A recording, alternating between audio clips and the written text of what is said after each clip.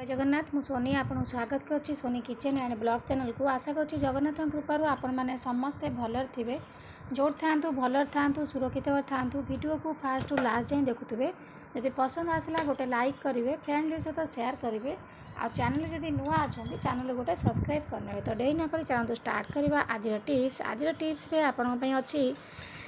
आपण कौन करती ना समस्ते मुहर जत्न नहीं था किंतु सेठी आमे कौन करती ना हाथ गोड़ को नेग्लेक्ट कर दियंती हाथ गोड़ जेहेतु आमर सब बेले काम करे आमर हाथटा तो हाथ आमर बहुत खराब हो जाए तो हाथ को आम बिल्कुल भी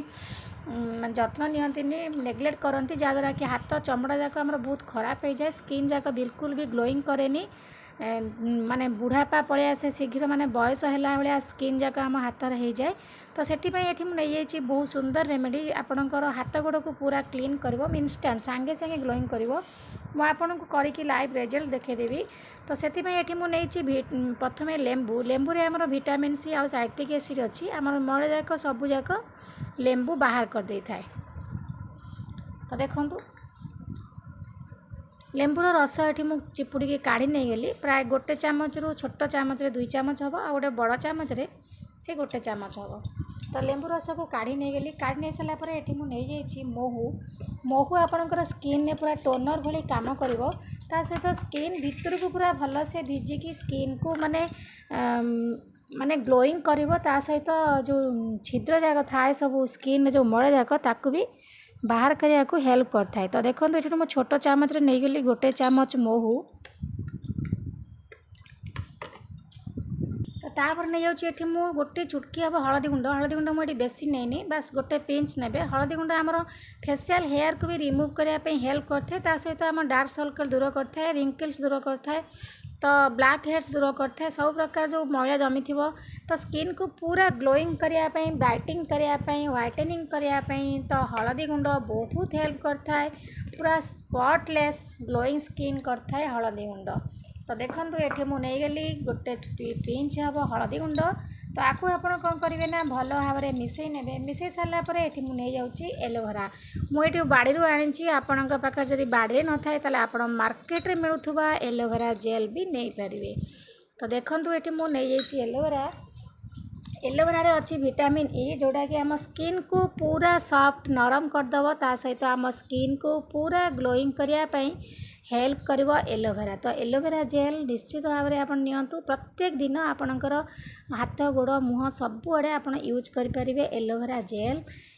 जेल रो बहुत भल गुण सब अच्छी तो देखो ये मुझे धीरे धीरे करके भाई रांपी नौचे देखो केते सुंदर भाव में ता जेल टी बाहरी आसूची बिल्कुल खंड खंड आसबनी पूरा पतला जेल ही आसब तो आपन भी यही भाव में धीरे धीरे करके रांपी नियंतु देखिए बहुत सुंदर भाव में तार जेल जाक ही बाहरी आसब जदि आपण पाखे ना ताले आपण मार्केट में मिलूवा एलोवेरा जेल को नहीं पारे किंतु यहाँ आमर नेचुरल जिनस कौन सी जिनस ए मिसिनी नेचुरल पूरा आम बाड़ी जेहेतु मुझे तोलिकी आनी तो यहाँ आमर बहुत बढ़िया काम कर तो देखो ये मुझे भल भाव कोरी नहीं गली प्राय चामचा रु 2 चामच नहीं गली एलोवेरा जेल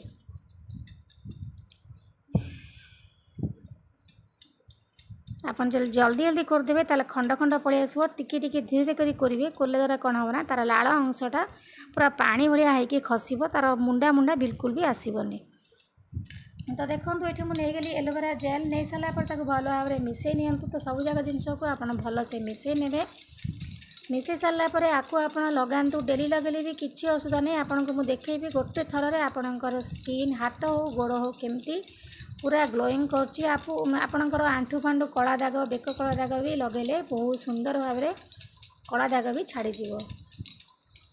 जेहेतु लेंबू अच्छी लेंबू आपणकर सबू मैला को बाहर कर आनिब पूरा स्किन को ग्लोइंग करिवो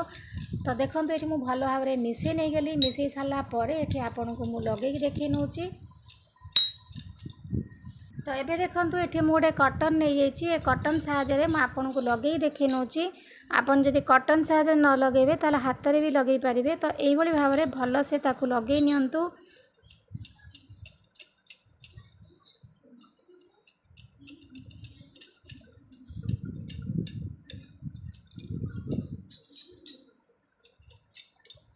ସମସ୍ତେ ତ ପ୍ରାୟ ମାନେ ମୁହଁର ଯତ୍ନ ଯେମିତି ନିଅନ୍ତି ହାତ ଆଉ ପାଦର ବିଲକୁଲ ବି ଯତ୍ନ ନିଅନ୍ତିନି, ତ ହାତ ବହୁତ ମଳିନ ପଡ଼ିଯାଏ। ହାତଟା ଆମର ଦିନ ରାତି ପୁରା ସବୁ ପ୍ରକାର କାମରେ ଆମର ହାତଟା ଆସିଥାଏ, ତ ହାତରେ ଯେକୌଣସି ପନିପରିବା କାଟିଲେ ବି ଆମର ହାତ କଳା ପଡ଼ିଯାଇଥାଏ, ତ ସ୍କିନ୍ ଯାକ ବହୁତ ଖରାପ ହେଇଯାଏ ତାକୁ ମାନେ ଯତ୍ନ ନ ନେଲେ। ତ ସେଥିପାଇଁ ମୁଁ ଏଠି ଆପଣଙ୍କ ପାଇଁ ନେଇ ଆସିଛି ବହୁତ ସୁନ୍ଦର ରେମେଡ଼ିଟେ। ଆପଣ ଏହାକୁ ଲଗାନ୍ତୁ, ଦେଖିବେ ଆପଣଙ୍କର ହାତ କେତେ ସୁନ୍ଦର ଭାବରେ ଗ୍ଲୋଇଂ କରିବ। ତ ଦେଖନ୍ତୁ 2-3 ମିନିଟ୍ ନହେଲେ 5 ମିନିଟ୍ ତାକୁ ଭଲ ଭାବରେ ଏମିତି ମାନେ ସ୍କ୍ରବିଂ କରିନିଅନ୍ତୁ, ମସାଜ କରିନିଅନ୍ତୁ। ତାପରେ ମୁଁ ଏଠି ଦେଖେଇ ନେବି ଆପଣଙ୍କ ହାତ କେତେ ସୁନ୍ଦର ଭାବରେ ଗ୍ଲୋଇଂ କରିବ।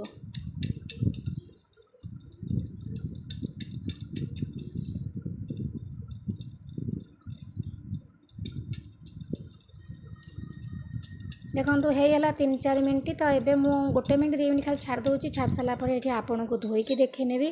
ଆପଣ ଠିକ୍ ଏଇଭଳି ଭାବରେ ତାକୁ ୟୁଜ୍ କରନ୍ତୁ,